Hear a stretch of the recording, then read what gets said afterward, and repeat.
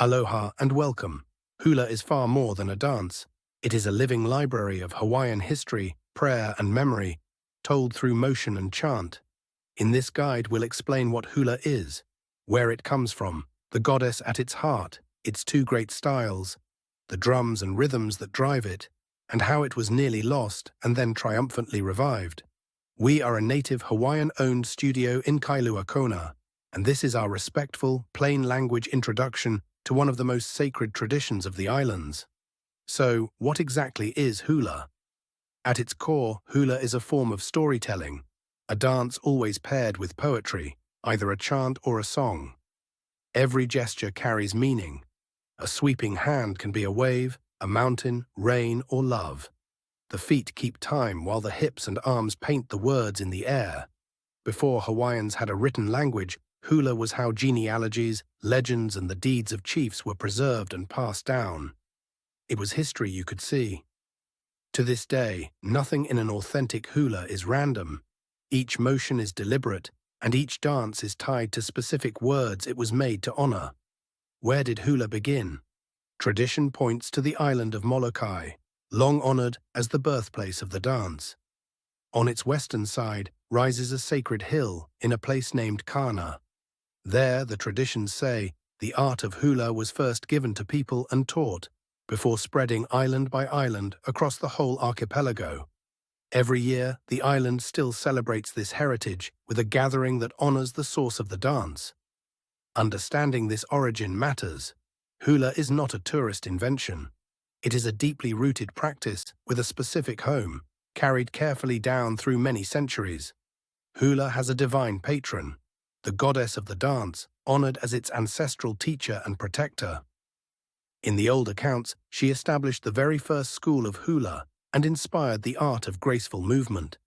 In another beloved tradition, the volcano goddess asked her youngest sister to dance to soothe and delight her, and that sister became celebrated as a goddess of hula too.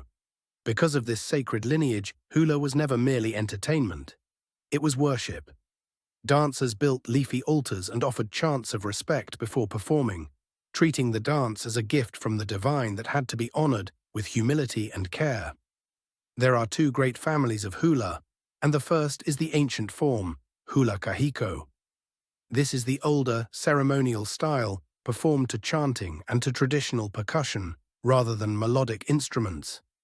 Its movements are grounded, powerful, and deliberate, and its costumes are made from natural materials like plant fibers, leaves, and flowers. Hula Kahiko carries the oldest chants, some so old their language is archaic even to fluent speakers. It can be solemn and prayerful, or it can pulse with raw energy. When you see dancers moving to nothing but a booming drum and a strong human voice, you are watching the ancient tradition kept alive. The second family is the modern form, hula ʻAuana. The name itself means to wander or to drift, because this style drifted away from strict ceremony after Western contact. Instead of chant and drum, it is danced to melodic songs, accompanied by instruments like the ukulele, the guitar, and the smooth, sliding steel guitar. The movements are softer and more flowing, the costumes often influenced by later fashions, and the mood is warm and romantic. Hula ʻAuana is the graceful, gliding hula many visitors picture first. Both forms are authentic and cherished. One keeps the ancient fire, the other tells newer stories with the same loving precision. What gives ancient hula its heartbeat? The instruments. The most sacred is the tall, carved wooden temple drum, its head traditionally covered in shark skin. Considered holy, it is played by the teacher and its deep voice guides the dancers. Just as iconic is the double gourd, two hollowed gourds joined at the neck, one atop the other. The player thumps it on a pad and slaps its side to create a driving, two-tone rhythm that both keeps time and shapes the chant. These are not background noise. The beat itself carries meaning, setting the pace and the mood for every step the dancers take.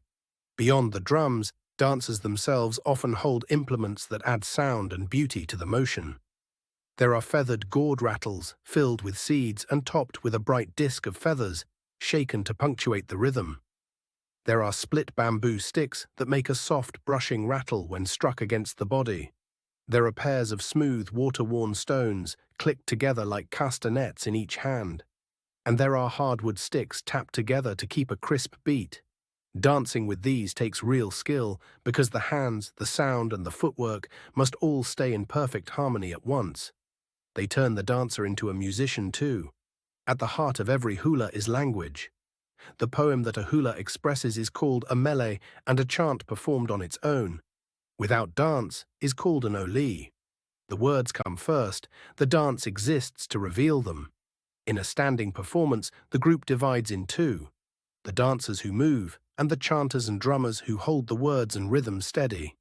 That second group carries an enormous responsibility, because they memorize and protect the poem exactly. A single dance can hold layers of hidden meaning, with poetic references to places, chiefs, and nature that reward those who truly understand the words. Hula is not learned casually.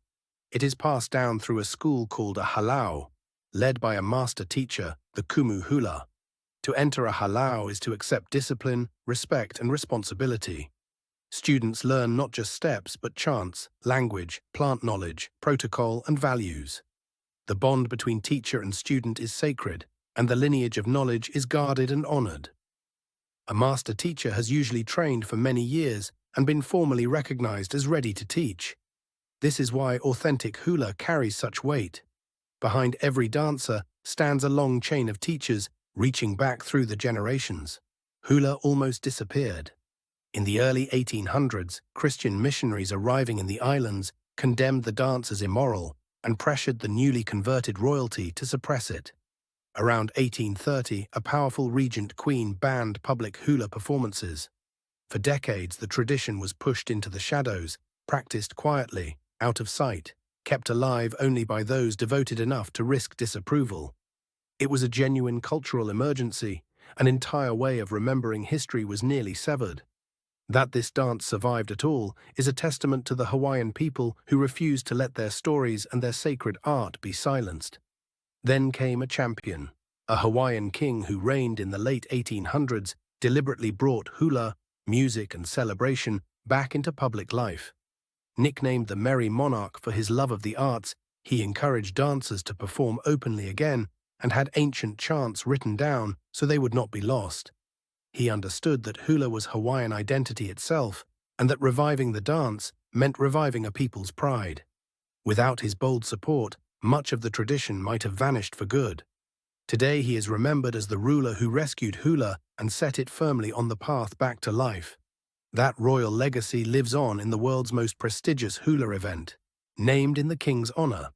It began in 1964 in the town of Hilo on the island of Hawaii, created partly to help the community recover after a devastating tsunami. Over time, it grew into a revered week-long competition where hula schools from across Hawaii and beyond gather each spring to perform both the ancient and modern styles before expert judges.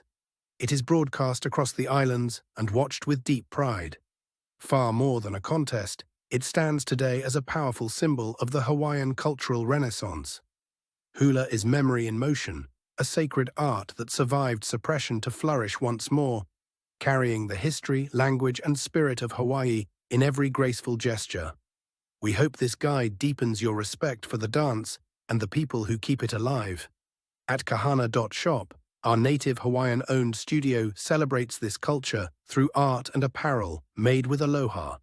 Thank you for spending this time with us. Mahalo, and until next time, may you carry a little of the island spirit with you. Visit us at kahana.shop.